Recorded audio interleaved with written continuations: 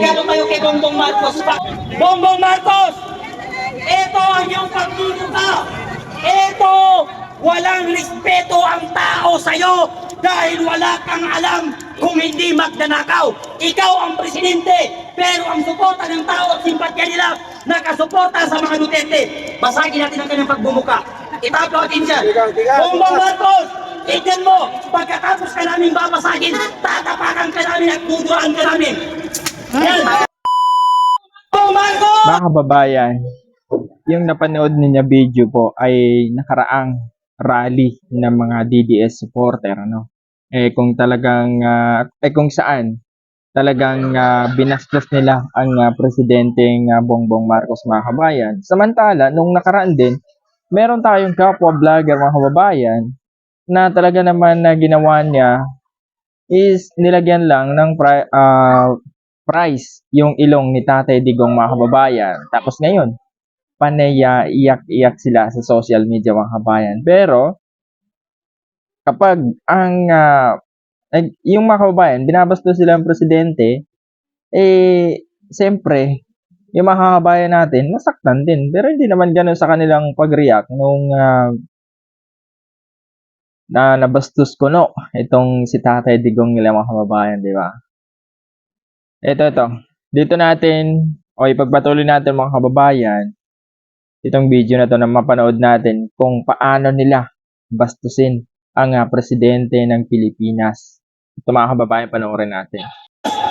Sa pagbaba mo, sapagkat hindi mo na nakakampalanan yung trabahong Polo, Luga! Marcos! Resign! Ang nakakapagtaka, mga kababayan, yung lumalaban sa korupsyon, siya yung kinakasuhan. Yung 18 Marine, sinabi nila si Marcos magnanakaw. Kinasuhan na nila. Bakit si Martin Romualdez hindi ba kulong-kulong? Kasabwat! Saludo tayo sa mga general na retirado na naninindigan para sa kanilang bayan at naninindigan para sa kanilang prinsipyo. Ang problema kasi, yung mga libag ni Bongbong Marcos. Sino ba yung mga libag na nakapaligid sa kanya? Ayan, sila John B. Primulia. Mga libag ni Bongbong Marcos yung mga... Natrapo! Hindi lang trapo. Ganyan po nila, mga kababayan, bastusin ng presidenteng Marcos, mga kababayan. Pero wala silang naririnig. Dahil nga hindi naman sila, kumbaga hindi naman sila pinapatulan ng presidente. Kasi yung presidente, mga kababayan, ay nakapokus sa kanilang o sa kanyang trabaho, mga kababayan. So ganun po karespetado itong presidente ng Pilipinas. Kahit anong gawin mo diyan na pambabastos, itong ano na to Kasi kung napapanood yung mga kabayan o nanonood kayo sa mga live, mga vlog nitong nasa kabilang grupo, gumagawa pa sila ng mga picture, mga larawan ni BBM kung saan nilalagyan nila ng sungay, mga kababayan. O, di ba? Napakabastos na ginagawaan nila yon, pero wala silang narinig sa ating mahal na Pangulong BBM. Libag ni Bongbong Marcos. Di ba? Pretending! Nag-iisang taon na po si PRRD sa ibang bansa. Mula nung ninakaw at kinidnap siya at pinaboy siya ng ating gobyerno. Asa ng human right? 80 years old! Harap-harapan yung panggagago sa atin ng gobyerno ito at administrasyon na ito. Correct. Hanggang ngayon, walang naninindigan, walang nag-iingay, walang napapanagot, walang matibay na eksplanasyon sa mga... Ganoon naman talaga, mga kabayan, kapag nagkasala ka, siyempre, kailangan mo pagbayaran. So, ito ata, itong hindi naintindihan nitong nagsasalita na itong mga kababayan, kapag may kasalanan ka, talagang dadamputin ka, mga kababayan. Hindi naman siguro dadamputin yung dating presidente kung walang ginawang mali sa ating bansang Pilipinas, mga kababayan.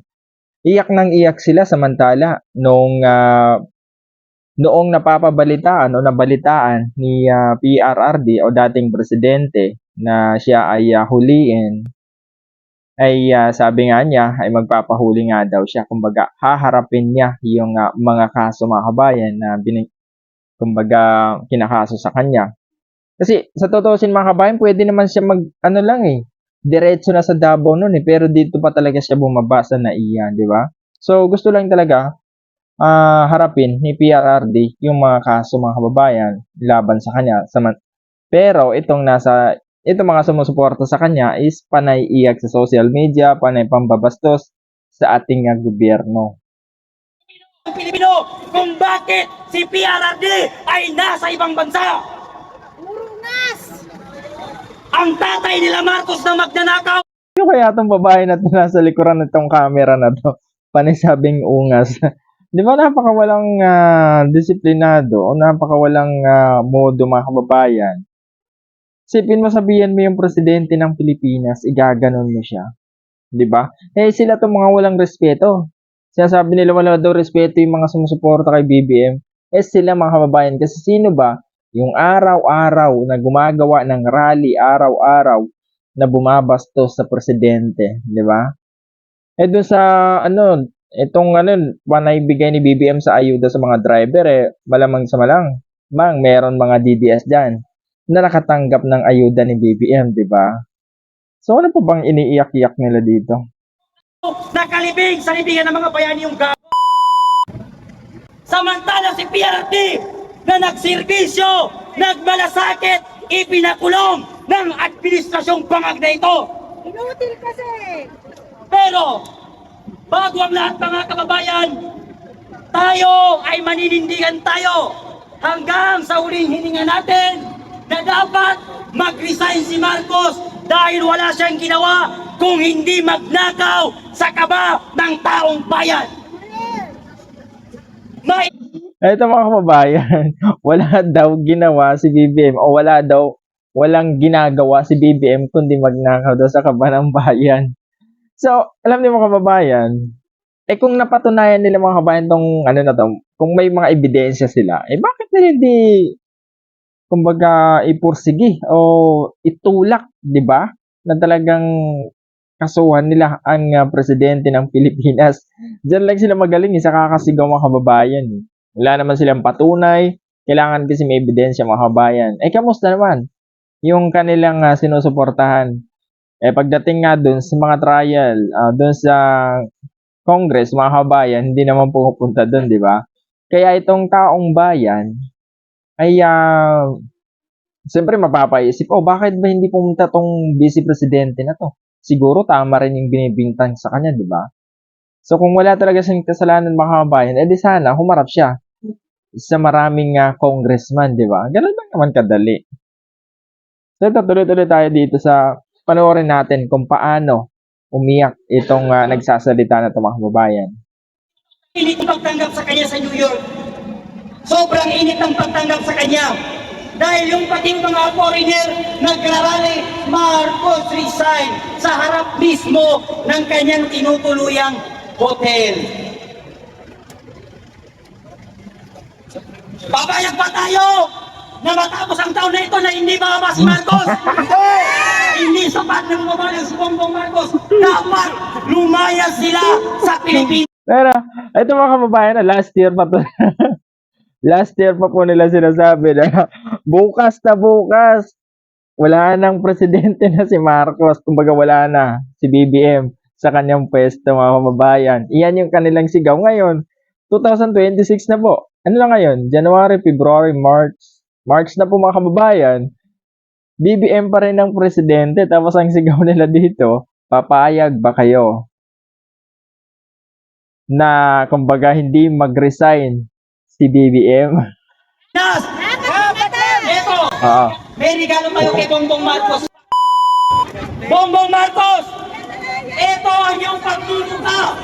Ito!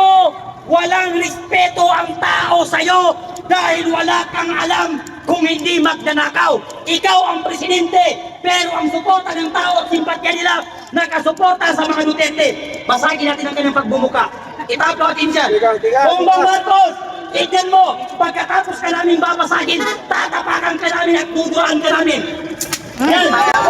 Duraan nyo! Duraan niya sabi nung binato niya yung tawag doon, yung toys na mukha ni BBM. Binato nila, duraan niya sabi ng lalaki. Ang daming inuuto nitong na to, lalaki na to mga kababayan, So, yun. Balikan natin mga kababayan, wala daw respeto ang taong bayan kay BBM. Baka sila lang yung mga kababayan. Kasi nasa kabilang campus sila. Huwag naman nila lahat yun, di ba? So yan po, hanggang dito na lang po. Like and share and subscribe. ID na 28. Maraming salamat po sa lahat ng napunta at new subscriber po natin. Ano.